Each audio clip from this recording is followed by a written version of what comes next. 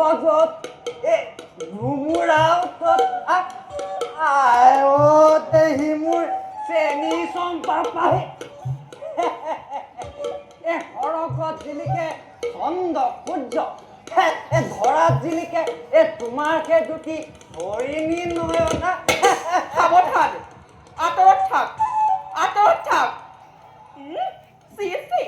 কলীয়া এন্দুৰটো কলীয়া এন্দুৰ মোক তেনেদৰেহে কলি অত কষ্ট মোক কৰিলি পানী তোৰ বাবে দিনে নিশাই মই কাজুন কাচুন কৰিলো এদুৰে সেদুৰ লগালো এদুৰে হয় পাছে মই আকৌ তোৰ লগত কিয় তৰ্ক কৰোঁ আছে মোৰ বহু কাৰ্য মই জানকোন ৰাজকন্যাৰ সুকন্যাৰ সখী মই ময়ো মহাৰাজৰ সেই প্ৰধান লেগিৰা বাৰু ৰূপৰ কথা এৰা ৰূপেনো কি গুণেহে সংসাৰ তৰে শাস্ত্ৰটো জানো পোৱা নাই সমানে সমানে কৰিবা কাম হাৰিলে নাহাৰিলে তেনেকৈ কিবা এষাৰ কৈছিল আৰু বহুদিন আকৌ সেই শাস্ত্ৰ চৰ্চা কৰা নাই জানা হ'ব আখৰকে নিচিনা আকৌ শাস্ত্ৰ পঢ়ে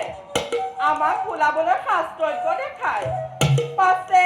কি চাবে ৰেহৰু আলিবাটত চৰিয়াফে ঘৰত আকৌ ঢকুৱাই মোক আৰু তই জোকাই নলবি কেঁচা বলত জোকাই ললে গা কৰা টান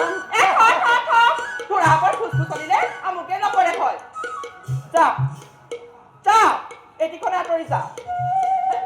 তেনেদৰে নকবি সুকীৰ্তি তোৰ নামতে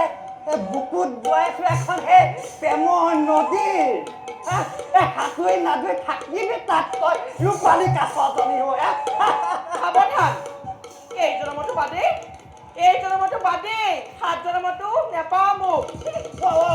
ৰচোন ৰ নাযায়